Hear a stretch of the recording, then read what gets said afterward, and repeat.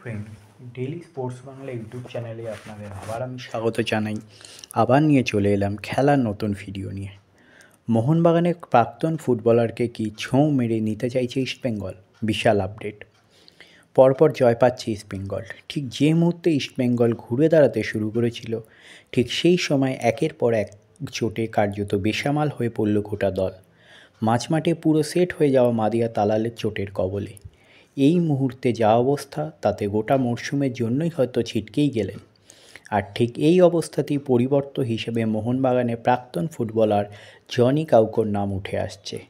শোনা যাচ্ছে তার সঙ্গে নাকি কথাবার্তা শুরু করে দিয়েছে লাল হলুদ। বৃহস্পতিবার পায়ে চোট পেয়ে পরে উড়িষ্যার দুই ফুটবলারের কাঁধে ভর করে ড্রেসিং রুমে পৌঁছান। এরপর মাঠ থেকে সোজা বেরিয়ে গাড়িতে ওঠেন হুইল চেয়ারে চড়ে। শুক্রবারই তার ইএমআরআই রিপোর্ট সামনে এসেছে।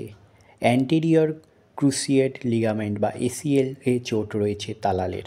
উল্লেখ্য, যে কোনো ফুটবলারের কাছেই এই চোট অনেক বড় ধাক্কা, কারণ এর ফলে দীর্ঘদিনের জন্য ছিটকে যেতে হয়।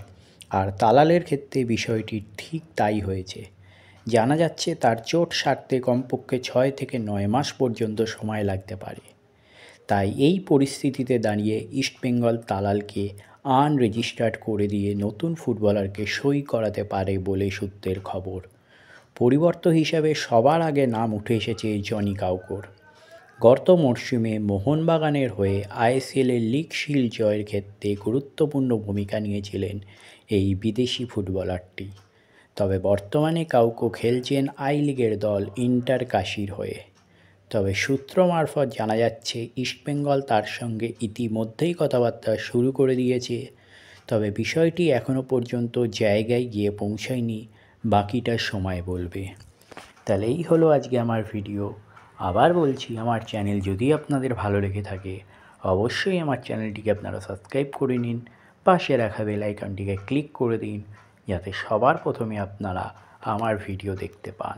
ধন্যবাদ।